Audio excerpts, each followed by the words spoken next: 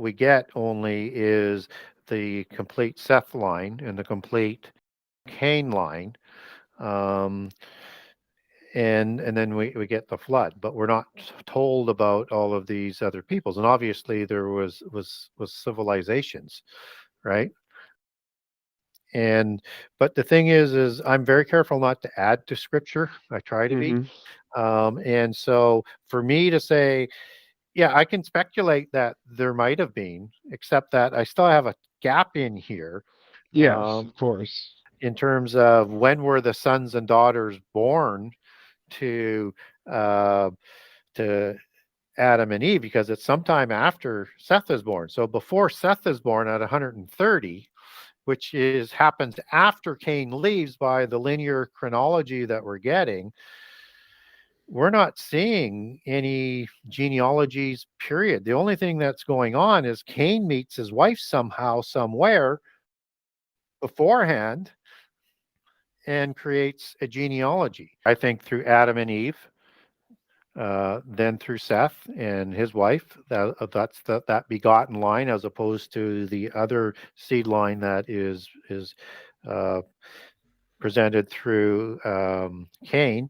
And then after the flood, you have Abraham and Sarah, as it descends down through Shem from Noah and his wife. Hmm. There's a set pair, as opposed to Ishmael. Ishmael's going to receive their own blessings and covenant and a Hmm. visit from the angel of the Lord and their own peoples, but not through the divine begotten lineage, right? It's that lineage that is being identified there. So I'm not sure what you were saying, other than I understood that part. I'm just not sure what connection No, you're trying to make with that. yeah. So the point I'm making with that is when it makes the distinction that Eve, she says, like, bless God, essentially, bless God, I've received another man, essentially, to Yep. take the place of Abel. Yep. My positing with that is that even though we see after that where it talks about sons and daughters being born after that, um, I feel like there's a possibility that between Cain, Abel, and between Cain and Abel before Seth was born, that there could have been a possibility that we had more sons and daughters born, just possibly not through Eve Mm. and Adam, Yep. or possibly through Eve and Adam, but maybe not of a begotten lineage. Yeah. Well, yeah. Again, it's not. We don't have scripture on that. Well, I will Yeah, I know, I say. know. What I will say is in Genesis 4, where you get the lineage of Cain's descendants, you Hmm. get Seth's lineage introduced there as well. So at some point in time within that lineage of Cain, is that's where it's going to be inserted. We just don't know where, but it's Sure. listed afterwards. Which again, if you understand the Bible unfolds in a linear basis, it's sometime later, and then you get the full um, accounting of that lineage in Genesis 5. Well, we don't get biblically that he procreated with any of his daughters. Mhm. Again, the only thing that we're told in Bible is after Seth, when Adam was 130 years old, then sons and daughters were born. That's all we get. And the only other reference to his sons and daughters are in other than the named ones, comes in Deuteronomy 32 with the 70 sons of Adam. Yeah. With It's an Shiloh. epitaph it's defined as an epitaph for the Messiah, so the Lion of Judah. No, he's an archangel. So there are four groups of watchers, as they're called in the book of Enoch. And as we get watcher, as we mentioned, it is a biblical word in the book of Daniel. And those four groups that are mentioned in the Bible are the archangels, are the seraphim, are the cherubim, and then these interesting ones where we don't get their name provided biblically unless you go back to Hebrew, which are the cherubim that are in the wheels, the Mm. beings within the wheels in Ezekiel 1, 3, and 10, which is the outside wheel as the wheel part, not the being, is Gigal, as in Raphaim Gigal, wheel of the giants, in this case, just the wheel. But this interesting being that's within the wheels has a face of a cherub. So it's distinct from the cherub. We don't know what face that is four faces of the cherub that's in there, but we also get three other faces of this being that's in there. It's called the Ophan. When you put the I am male plural on, you get Ophanim, which the book of Enoch references as the other group of angels that are watchers that are always awake around the throne, which watcher, Ayer, goes back to the word to watch, to be wakeful, not to sleep, and back into another word that's of similar pronunciation, but is spelt with a U at the beginning. Like I said, And Archangel Michael and Gabriel, as you take that back into Hebrew, are defined as archangels as well. So typically we sort of look at seven archangels that are around the throne. There could be four of those seven which are higher, or four ones that are distinct, that are the four winds of prophecy. Well, you have angels on all four sides, different groups of the angels and at their heads, but with the four, with the we're not told how many archangels there actually are. I'm presuming it's the seven that stand before God. That's where I get that from, right? And there are four winds of prophecy that come from before the throne. They're talked about in raising the empires. They're talked about in the book of Zechariah 5, the chariots that come out. They're thought to be the four angels that come out as the four horsemen of the apocalypse, as that's understood to be ruach and numin as spirit in the Greek, and ruach spirit in Hebrew. But you have only two archangels named in the standard version of the Bible. In the old King James Version Apocrypha, you have two more that are named.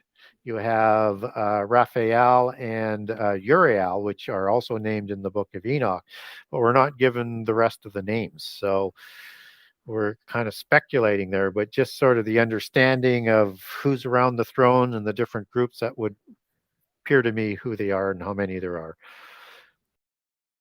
And they're also the heads of their orders too. So it's the same thing. They're counterfeiting everything that God does. So typically you've got three groups of three in the angelic hierarchy. I don't quite agree with that. I think there's four at the top. There may be four streams down below them, or that could fold into three streams, two all under the seraphim. I'm kind of sort of mixed on it, with angels, the group of angels probably belonging at the bottom level of each, acting as messengers or soldiers or whatever. So you've got angelic orders that fall into the next realm, and the third realm. They've got different names in Greek, and it's really difficult to get the proper understanding in English because the translators confuse the names. So you've got like dunamis, you've got exousia, names like that, arche, which arche would be principalities. You've got powers, which are exousia. You've got dunamis, which are the mighty ones. Then you have a very powerful angel that actually has a different name. That's, I think, is Kuros, which I think are same as the mighty ones. So what happens is if you imagine that in each of those columns, they report up the column to the throne of God, and then there would be four specific angels that would probably be at the apex of each of those orders. Okay. I guess I was more thinking of like the demons, or at least Okay, sure, fallen. that's part of the hierarchy, but below the Saba, the host of heaven. So you have the demons that would fall just below that, and then you get into the elementals. And the elementals include the four that I mentioned earlier, the three small ones, and then the salamanders, which are physical beings.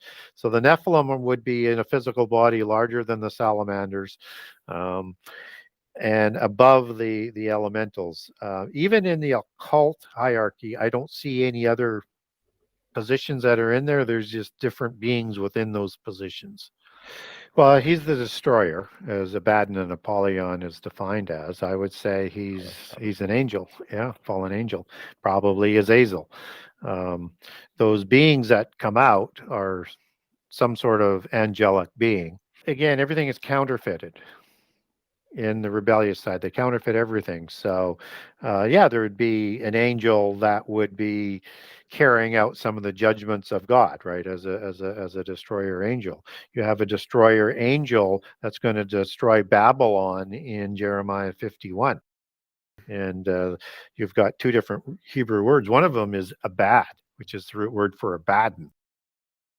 And there's this wind, this ruach, that's part of the destruction. Antichrist destroys Babylon in Revelation 17 after the destroyer has come up out of the abyss. And they're connected, as we talked about. So I would make probably a little bit more of a link in that direction. Yeah, those scorpion beings. And in my new book, I'll give actually sort of a side-by-side highlight of the comparisons as to what these things might be. Cool. So in ancient Sumeria, and there's different names for these types of beings around the world, you have these scorpion gods, and they're called the Akrabamalu in Sumerian, or the Girdabalu. And a crab is the Hebrew word for scorpion. So there's some sort of cross pollination in the meaning of the language there. But they have the exact same description as what comes up out of the abyss. And they are either a specially created destroyer type of god, or these are degraded cherubim, as opposed to a degraded seraphim of the which are the satyrs that we talked about earlier. And what's interesting about the cherubim is that they are not only supply in occultism this additional knowledge, but they are like warriors as well. And that if we take that back biblically, do we get anything about cherubim as being warriors? Well, there's two of them placed outside of Eden after Adam and Eve are ostracized. And they have flaming swords. And so they're protecting Eden from anybody going in. So they're either that or they're just other sort of degraded angels, but I think they might be the actual cherubim as part of those leading watchers. Oh, wormwood. Well, wormwood is it's a bitterness. It's a poison, right? And it poisons the rivers as it shows up. So I think that's either probably a nuclear weapon or biological weapons that destroy some of the rivers. Wormwood shows up in the Old Testament as well as a poison and thought to be a hemlock type of poison in other sort of applications. Some people think it's a planet. Some people think it's an angel, but the application seems to be part of the judgments and, part of the 25% destruction of the world in Revelation 6. So I mentioned a few documents throughout the show. So if you're interested in those documents, name them by document. You can get a hold of me through my website, the Genesis6conspiracy.com. That's Genesis 6, the number 6conspiracy.com. So to get a hold of me on the website, you go to the media page, and where it says contact Gary Wayne for an interview, click on that. That's my email. And ask for the document or ask me a question. It might take me 6 weeks or so to get back to you, but I will get back to you. I'm just running way behind on all the things that I'm doing right now. And on that website, you can also get a copy of my book if you're interested. You can get a signed copy. You can go to the Buy Now page. And also on the front or on the Buy Now page, if you wanted to click over to get the Kindle version, you can do that from the website. You can also link over to barnesandnoble.com, amazon.com, or amazon.ca. So the fastest way is to go through the website, either buy from me or from those major retailers. There's also a generous excerpt of all 98 chapters, so you get a good feel for the book, whether it's the book for you or not. And believe me, it's only a tip of the iceberg as to how much information is in the book. It'll take months for you to read. I have a new book that will be coming out this year. It's working with the details through the publisher right now to get it into the queue and do the artwork and the editing and stuff like that.